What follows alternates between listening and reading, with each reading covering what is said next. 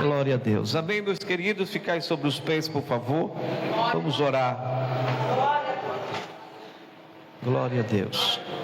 Glorioso Deus, eterno Pai, nessa noite, Senhor, usa teu filho nas tuas mãos para entregar a mensagem, Senhor, do teu coração para o nosso coração. Que o pastor Josenildo, meu Pai, nessa noite venha ser um canal de bênção para a nossa vida. E assim, Senhor, nós te pedimos e já te agradecemos em nome de Jesus. Amém. Obrigado, pastor. Obrigado. Meus irmãos, a paz do Senhor Jesus. Amém? Amém ou não amém?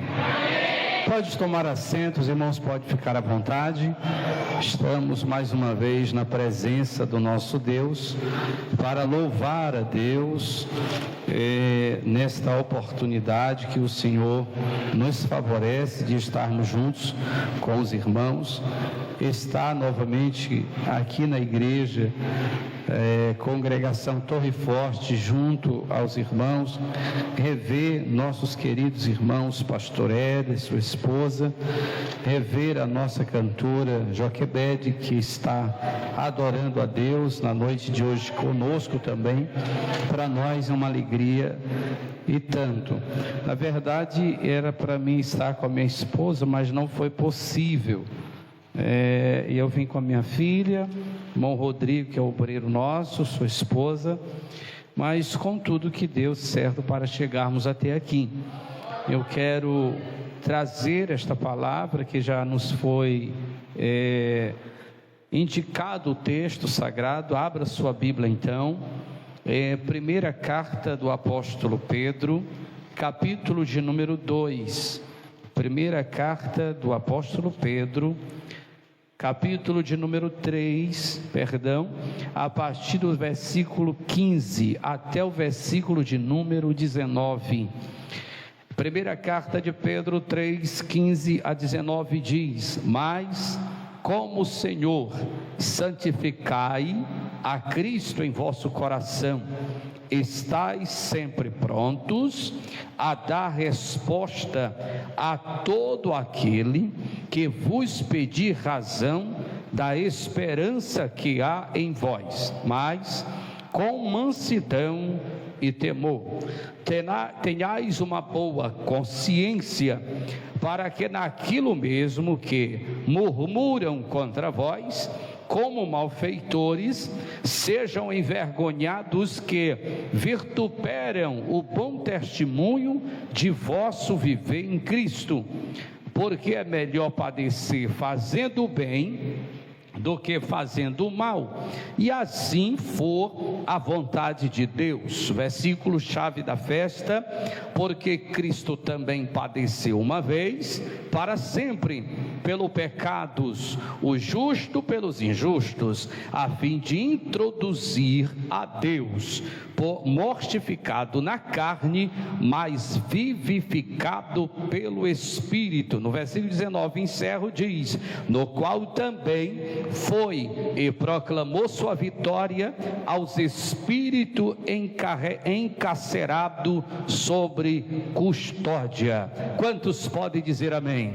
Tome assento nesta hora, ore por mim enquanto eu ministro a palavra de Deus para os nossos corações. Gosto muito quando nos dá o tema para estudarmos um pouquinho, para tentar trazer uma boa explicação do texto em que nos é facultado. Nós temos um texto extraído de uma linda carta do apóstolo Pedro, uma das cartas linda demais de se buscar, de se mergulhar para aprender um pouquinho mais. Porém, vamos fazer uma observação na situação que está acontecendo para chegarmos até aqui. Tá bom? Então, enquanto eu estiver ministrando, o irmão vai orando por mim, dizendo: Jesus, ajuda o coitado do pregador a pregar, porque o ambiente não está tão assim, mas de repente vai que o Espírito Santo resolve nos fazer uma visita nesta noite. Então nós temos uma situação muito complicada. Por quê? Porque nós temos Atos dos Apóstolos, a descida do Espírito Santo. Quando em Atos dos Apóstolos o Espírito Santo vem morar de forma definitiva com a igreja, a Bíblia diz que o texto deveria ser cumprido na vida dos apóstolos, segundo a promessa de Cristo, quando Cristo diz: vocês devem ir, ficar no cenáculo, até vocês serem cheios do poder de Deus. A expressão deveria ser até, mas aí depois que eles foram cheios do Espírito Santo, a Bíblia diz que eles permaneceram em Jerusalém. Não era que eles deveriam apenas ficar em Jerusalém, mas o problema foi que quando eles ouviram a expressão divina do mestre, era que eles deveriam ficar até que fossem cheios do Espírito Santo. Existe uma regra de Deus, que Deus coloca limites para nós. Existe um ponto quando Deus diz: até aí está bom, mas depois deve dar continuidade. Jerusalém está lá, o povo está lá, os judeus estão lá, os discípulos estavam lá, até que do alto foste recebido ou cheio do poder. A partir de então, a Bíblia diz que os discípulos permaneceram. Porque permaneceram, a Bíblia diz também que Deus permitiu que o povo de Deus, a igreja primária ali em Jerusalém, fosse e sofresse uma perseguição tamanha, a ponto que a Bíblia diz que eles espalharam pelas províncias, eles espalharam pelas nações, porque a perseguição estava intensa em Jerusalém. Mas mesmo assim, a Bíblia diz que a igreja crescia na palavra de Deus e havia conversões ao cristianismo.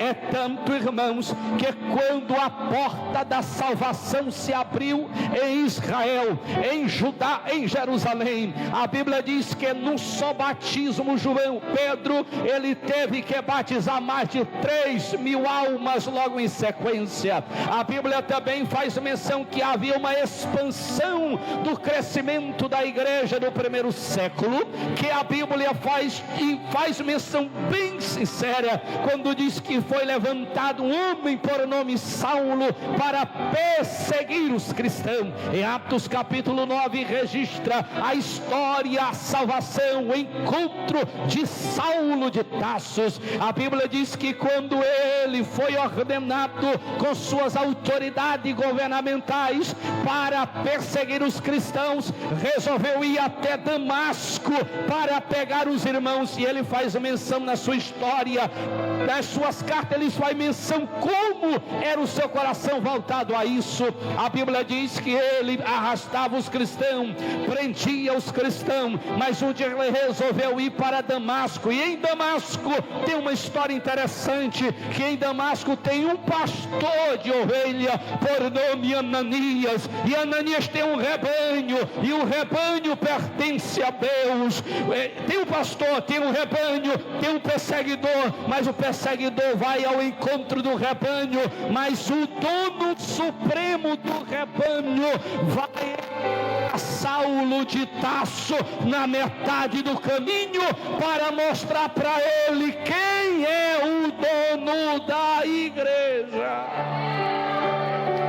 Nesse período, os anos vai se passando, a história afirma geograficamente, historicamente, a igreja está sobre o poder de opressão romana. Os romanos têm todo o domínio das províncias e das estradas e de todo o território. O Império de Roma naquela época era um império tremendo, com mais de 1 milhão milhão de habitantes só na capital de Roma. A igreja estava sendo sufocada, perseguida, estava sendo perseguida como animais. A história afirma que a perseguição dos líderes de Roma, que perseguia a igreja, era tanta, irmãos, que para ser um cristão naquela época não se compara aos dias de hoje.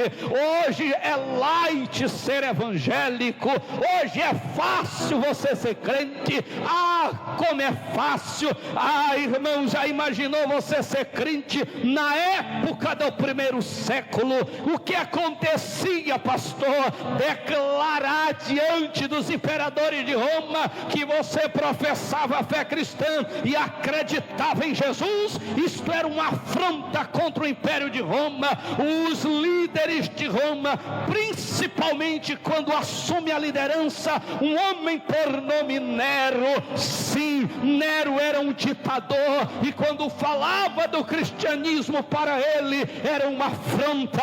Declarar dizendo que servia e seguia Jesus, essas pessoas eram confrontadas pessoalmente, eram perseguidas como animais. Eles colocavam cachorros, só para você ter uma ideia, para perseguir os cristãos. Quando pegava os cristãos, colocava pelos de animais, cobria os cristãos e mandava eles correr no Coliseu e soltava aqueles animais quase que do tamanho de leões para matar os cristãos, tudo porque defendia a bandeira de Jesus Cristo, o nosso Senhor. Fazia dos cristãos o que eles bem entendiam. É fácil as pessoas mudarem de ramificação e dizer: sou crente. Vai para a igreja A, sou crente. Vai para a igreja B, sou crente. Não tem perseguição, não tem afronta.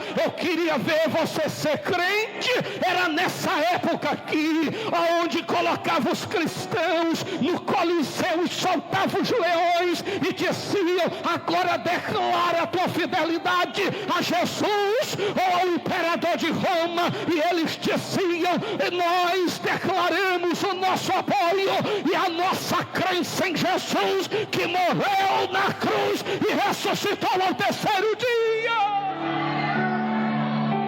Ser cristão nessa época não era fácil, a afronta era visível, era difícil, mas mesmo em meio às dificuldades, a Bíblia diz que eles permaneciam fiéis ao Senhor nosso Deus. Dizia mais também que a igreja crescia e crescia e crescia. Eu louvo a Deus que o poder da palavra, Paulo declara dizendo que a palavra é poder de Deus para a salvação dos gentios, dos gregos e dos romanos. A palavra se expandiu em Roma, em todo canto de Roma tinha alguém dizendo: Jesus salva. Em 4 cantos de Roma tinha alguém dizendo: ele morreu, mas ressuscitou. Creia em Jesus Cristo. Esta era a mensagem da salvação para aquele tempo. Não era fácil declarar o cristianismo em alto bom som, mas a Bíblia requer verdadeira fidelidade ao nosso Senhor Jesus Cristo. Uma coisa para você entender todo esse contexto: Pedro é um momento histórico na vida de Pedro. A carta do apóstolo Pedro, ela é uma expansão de beleza, ela é uma expansão de figura e linguagem poderosa. Por quê? Porque Pedro, ele é muito centrado no judaísmo. A visão de Pedro é que o evangelho não podia chegar aos gentios. A ideia de Pedro é que Jesus só era para os judeus, só era para os judeus. Por isso que Pedro, parece que ele não entendia muito a visão de Paulo. Por que, pastor? Porque Paulo tem uma visão diferente. Não significa que a visão do pastor A está equivocada com o pastor B. A diferença é que ele tem uma visão diferente. Paulo foi chamado para as nações, Paulo foi chamado para os gentios. Judeu fica com Paulo, fica com Pedro, mas o apóstolo Paulo tem que invadir as nações e dizer que Jesus salva, que Jesus cura. Olhar para Pedro e ver a carta de Pedro olhando no sistema opressor político da época. Só para você ter uma ideia, a Bíblia diz que nesse período, aproximadamente 62 depois de Cristo, Nero está tomando de conta de Roma. Só para você ter uma ideia, ele pegava os cristãos, colocava numa estaca e ele queimava os cristãos vivos para clarear as ruas de Roma. Isto era humilhação. Jesus estava olhando, nosso Deus estava vendo tudo isso, mas eles permaneciam ainda com a fidelidade a Deus.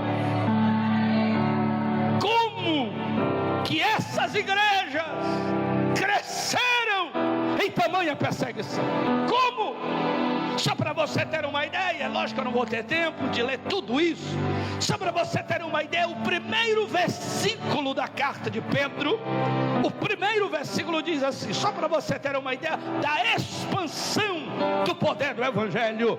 Pedro, apóstolo de Jesus Cristo, aos estrangeiros de dispersão do ponto da Galácia, Capadócia, Ásia, Bitínia.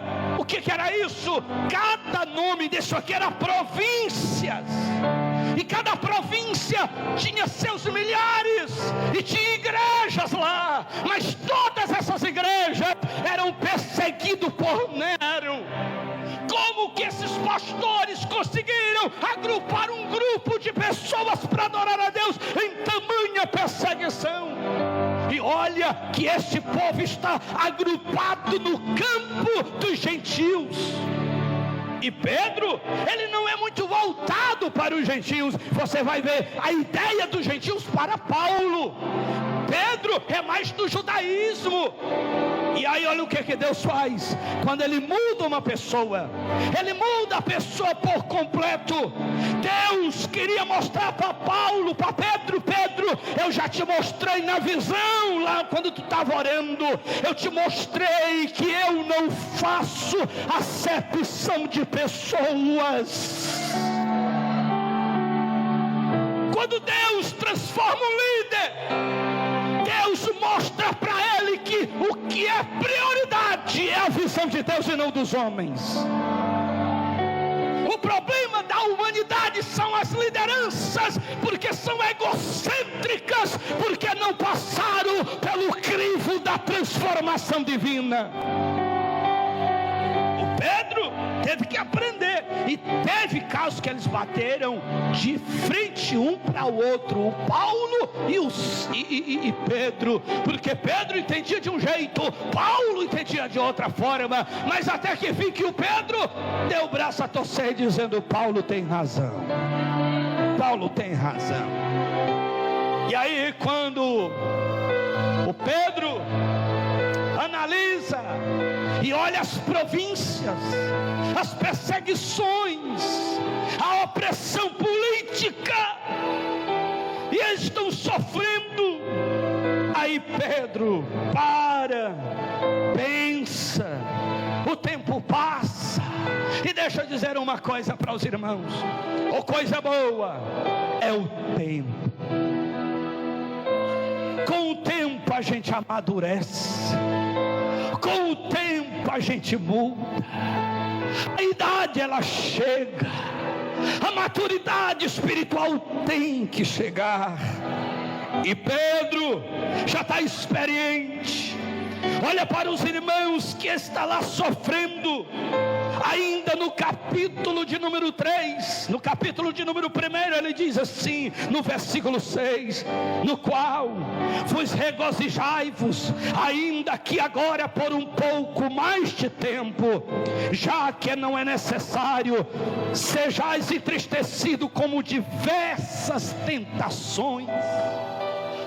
Pedro está escrevendo para uma igreja que está sofrendo tentações, perseguições, afrontas, morte, todo tipo de confronto. Pedro está escrevendo para essa igreja, para os irmãos terem paciência em suportar o que está acontecendo. No versículo de número 15 ele diz: mas como o Senhor, santificai Cristo em vosso coração, estáis sempre prontos a dar resposta a todo aquele que vos pedir razão da esperança que há em vós. E ele diz assim: com mansidão e temor. Como que uns crentes daqueles conseguiram chegar a um patamar de tamanha maturidade? Como que eles fizeram isso? Em meio à perseguição, se perguntasse: tu és crente, por que que tu serve a Cristo? E Pedro está educando os irmãos: respondam com temor, com mansidão, a ponto de qualquer hora serem mortos. Essa é a ideia da carta. E ele continua dizendo: tenhais uma boa consciência, para que naquilo mesmo que murmuram contra vós, como malfeitores. Como era conhecido esses crentes? Eles eram chamados de malfeitores. Imagina você na sociedade, as pessoas olharem e dizer: esse aí não vale um tostão, isso aí nem crente é. Essa é a ideia. Eles estão dizendo: vocês são comparados como malfeitores, bandidos. Pedro está educando os irmãos dizendo: tenhais uma boa consciência, para que naquilo mesmo que murmuram contra vós, como malfeitores, sejam envergonhados contra as afrontas, por causa do vosso bom testemunho. Eu estou tentando mostrar aos irmãos a situação atual do texto, que os irmãos não tinham celebridades da igreja. A igreja não tinha estrela, porque todos tinham medo de perder a vida a qualquer hora. Eram comparados como estrangeiro na sua própria pátria. Eram comparados como inimigos do império. E Pedro está dizendo: quando tentarem confrontar a vossa fé, tenha consciência tranquila em defender Jesus, dizendo: sou fiel a Ele, sou fiel a Ele, sou fiel a Ele.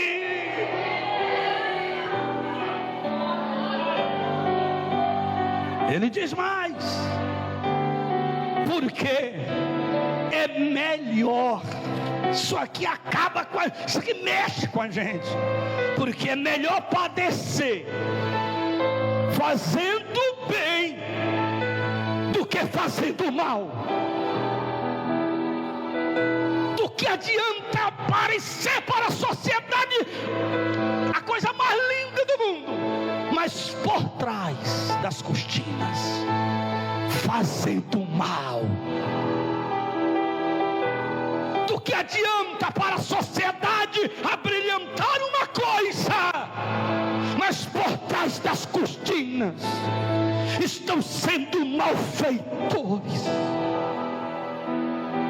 Pedro está olhando e dizendo: porque é melhor padecer fazendo bem.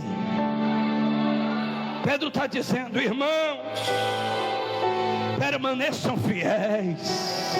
Estão sendo perseguidos, mas permaneçam fiéis. Está sendo criticado, mas permaneçam fiéis. Está sendo confrontado, mas permaneçam fiéis. Está sendo criticado, mas permaneçam fiéis. Estão te acurralando, mas permaneçam fiéis. Por quê? Porque quem me comprou foi Jesus. Porque quem morreu da cruz foi Jesus. Porque quem ressuscitou foi Jesus. Quem é o dono dessa igreja é Jesus. É Jesus. É Jesus. Então vai valer a pena. Vai valer a pena.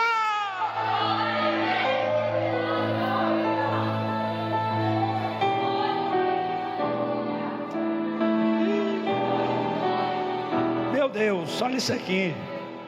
Porque é melhor padecer fazendo o bem do que fazer o mal, se assim for a vontade de Deus. Aí no versículo 18 diz assim: por que que ele coloca o 18 e diz por quê? Porque do 15 ao versículo 17 ele coloca a situação do sofrimento. Então ele coloca a situação do sofrimento e ele diz: por que que eu tenho que sofrer? Por que que eu tenho que padecer? Por que que eu tenho que sofrer afronta? Por que que a igreja tem que ser humilhada? Por que que a gente, por causa do evangelho, somos confrontados? Por quê? Aí Pedro é um teólogo. Ele começa a dizer assim: por quê? Porque Cristo também padeceu uma vez. Então ele diz: sabe por que que você tem que sofrer também com fidelidade? Porque Cristo também padeceu uma vez. Sabe por que que a igreja carrega o fardo? Porque Cristo também padeceu uma vez. Não tem esse negócio aqui dizendo: ah, mas se mexer comigo, mexer no céu. Que cale a sua boca com isso. Se mexeram com Cristo, se crucificaram a Jesus, quem é você? Tem até moda, crente que diz: ah, mexeu comigo, eu vou mexer os palitos. Isso não é crente. Tem líder, sim, mexeu comigo, está desviado, não é crente. Pedro está ensinando os irmãos dessas províncias, dizendo: porque Cristo também, Ele padeceu uma vez. Deixa eu dizer uma coisa para os irmãos. Pedro está dizendo aos irmãos: se vocês passarem por isso, pode ficar tranquilo. Ele vai dizer assim: porque Cristo também padeceu uma vez para sempre pelos pecados. Aí ele diz assim: o justo pelos injustos. Ele diz mais: a fim de introduzir-nos a Deus. Deixa eu explicar isso aqui para os irmãos. Imagina, Jesus está ali, o Filho está aqui e o pecador está aqui. A cruz pegou o Filho, nos introduziu no novo e vivo caminho. Paulo explica dizendo, Romanos capítulo 5, dizendo: pois agora temos paz com Deus por intermédio de Jesus Cristo nosso Senhor. Quem nos encaminha a Deus é Jesus. Eu não devo satisfação a homens, eu não devo fidelidade aos homens, mas a Deus em primeiro lugar. Mas se me perguntarem sobre a minha fé, eu vou dizer: permaneço fiel. Se me perguntarem para negar o meu Cristo, eu digo: eu permaneço fiel. Se me perguntarem: abandona a fé, eu vou dizer: permaneço glorioso fiel. A fidelidade a Deus é a ideia central da fé do homem. Aquele que crê que Jesus Cristo introduziu aos céus diante do Pai. Pedro dá um show, explicando aos irmãos em meio ao sofrimento, dizendo: mortificado, ele falando de Cristo, mortificado na carne, ou seja, ele assumiu forma humana, o pecado da humanidade estava em seu corpo, mortificado na carne. Mas a minha Bíblia diz que sexta, sábado e domingo pelo amanhecer, vivificado pelo Espírito de Deus. O que ele está querendo dizer para a igreja? Podemos sofrer hoje, podemos sofrer amanhã, podemos ser perseguidos a semana inteira, pode vir os anos que vier, mas um dia, assim como Jesus, a igreja também, ela vai ser vivificada para o arrebatamento da igreja, da igreja, da igreja, da igreja, da igreja.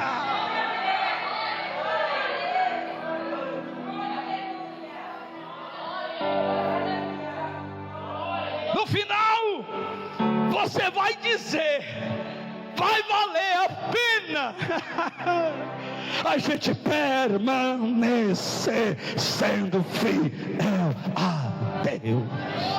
Fica de pé, por gentileza, eu quero orar por você.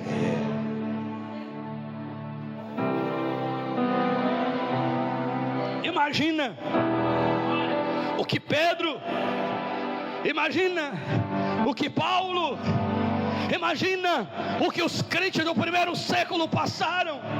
Olha como era o sistema opressor político. Nero conta a história que diz que ele tocou fogo em Roma, e ele diz: vou colocar a culpa nos crentes. Imagina você sofrer uma dessa. Imagina você estar no lugar de Estevão, e Estevão não fez nada para ninguém, ele apenas estava pregando. E deixa eu dizer uma coisa para os irmãos: a gente arruma inimigos só pregando e não falando nada para ninguém. É só você pregar que você arruma um monte de inimigos sobre você. Mas tem uma coisa boa: vale a pena permanecer fiel. Vai valer a pena a gente permanecer fiel. Pedro pega a carta e encoraja os irmãos das províncias, dizendo a eles: olha, vocês podem passar tudo isso, mas do mesmo jeito que aconteceu com Cristo, que ele padeceu, que ele sofreu, que ele passou por ele, nós também passaremos. Esse negócio de pastor, crente não é para sofrer. Tá bom, não é não, porque você ainda não leu direito. Mas lê Mateus capítulo 5, você vai ver. Mateus capítulo 5, versículo 11 e 12. Eu estava aqui com os irmãos pela manhã falando desse texto.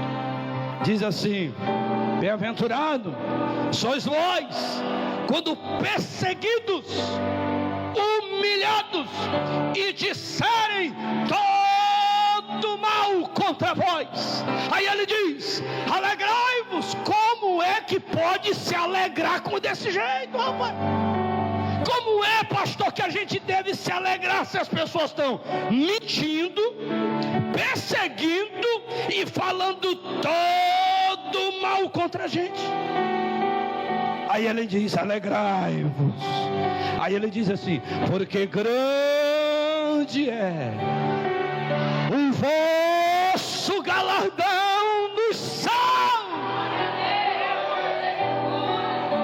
Esse negócio de ser crente é um negócio sério. Pastor, eu não sofro nada, eu sou light com todo mundo. Tem uma coisa errada. Pastor, eu não sofro, ninguém me persegue, ninguém diz. Tem uma coisa errada aí. Tem uma coisa errada aí. Pastor, todo mundo gosta de mim de cima a baixo. Tem uma uma coisa errada aí. Tem uma coisa errada aí. Já viu aquelas igrejas que é entupida, pastora, de gente? Pode olhar. O líder não diz o que deve. Ele fala apenas o que convém. Só diz o que convém à plateia para manter seu grupo de liderados.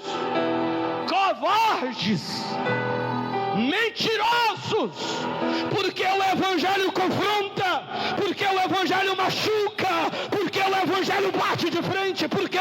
Porque o verdadeiro evangelho é o modelo do Cristo vivo. Ou vai dizer que não falaram mal de Jesus?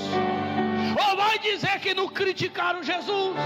No dia que Jesus expulsou um demônio, disse assim: esse aí está cheio de demônio. No dia que ele fez um milagre, ele disse: só pode ser espírito de Beelzebul sobre ele. Quando ele estava na cruz, que ele fala em aramaico, alguém diz: agora está chamando por Elias. Até na cruz zombaram dele. O evangelho é uma convocação para você tomar a sua cruz e seguir a Jesus. Mas tem um segredo: permanecer sendo fiel. Fiel. Vai permanecer sendo fiel. Vamos permanecer sendo fiel. Está difícil, mas permaneça sendo fiel. Está doendo, permaneça sendo fiel. A cruz está pesando, permanece sendo fiel. Até difícil, permanece sendo fiel. Eis a palavra, fidelidade. Eis a palavra, fidelidade. Pode estar difícil, mas permaneça fiel. Estão te perseguindo, permanece fiel. Estão te criticando, permanece fiel. Estão falando mal da igreja, permanece fiel. Estão falando da tua pregação, permanece fiel. Estão falando mal do teu louvor. Eu vou dar um minuto para você adorar a Deus agora. Eu vou dar um minuto para você adorar a Deus agora, porque Deus está vendo a tua fidelidade. E esta noite, o Senhor está falando com alguém. Eu estou vendo a tua fidelidade diante de mim. Permaneça fiel.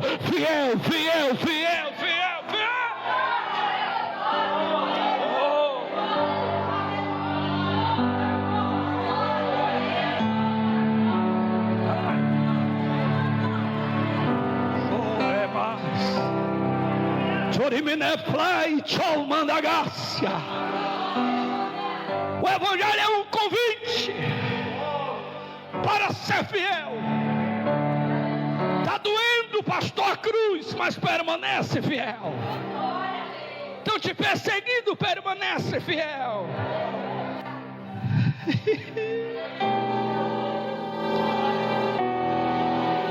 Eu convido a cantora para adorar a Deus. Canta um pouquinho. Enquanto ela vai cantando, você vai refletindo e vai adorando sobre a tua fidelidade. Sobre a tua fidelidade a Deus. Sobre a tua fidelidade a Deus. Enquanto ela está cantando, você adore a Deus. Que eu quero orar por você. Eu quero orar por tua vida nesta noite. Adore a Deus. Adore a Deus.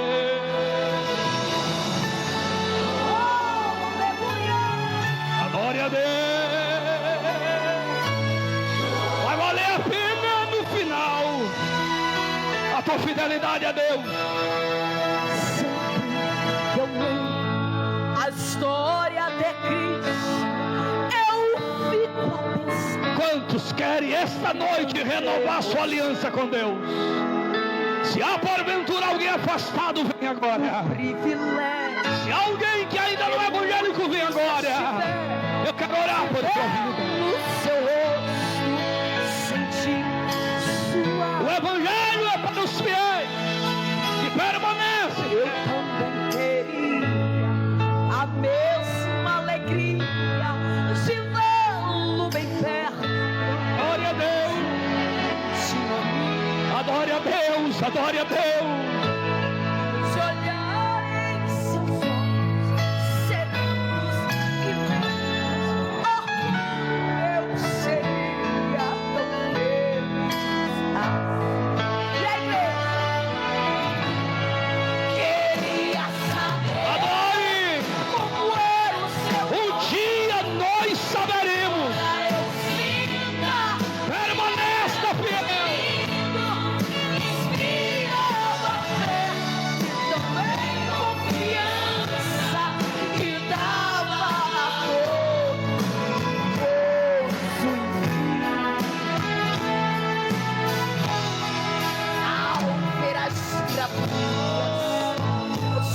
olhos pintados daquilo que dizem ser o meu sonho. Meu servo, o que está vivendo é falsa inspiração.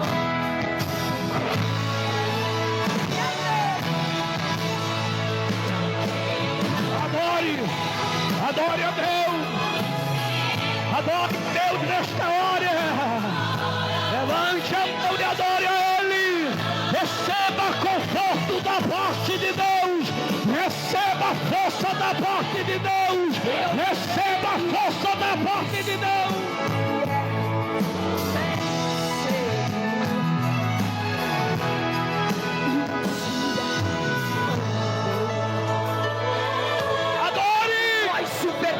Adore a Deus, face a face. Adore a Deus, adore a Deus, adore a Deus.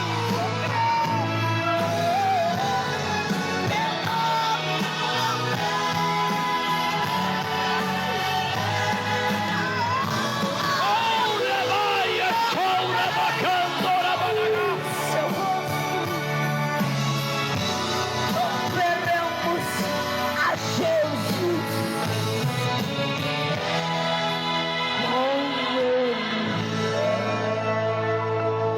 Adore! Olha, Mirala, Xonderai! Como vai ser grande dia! Adore! Contemplarmos o Senhor face a face e dizemos: Senhor, nós descemos ali na terra e abraçamos e dizer: Senhor, te amo!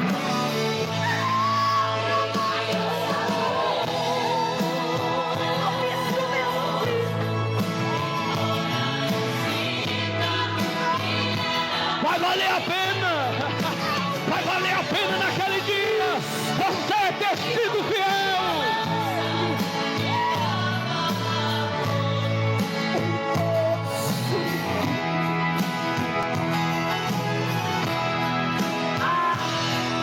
Sim, nós o veremos, contemplaremos Ele face a face.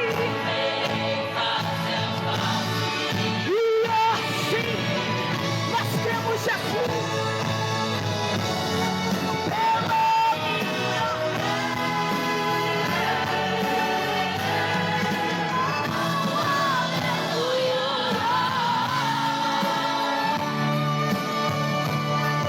Ele está passeando ali.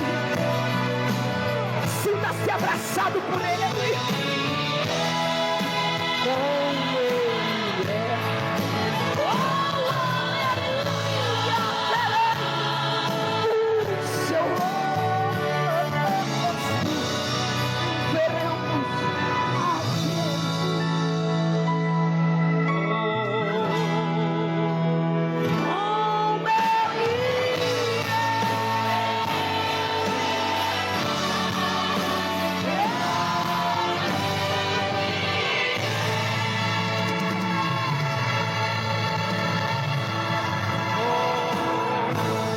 Adore a Deus, aplauda Jesus bem forte.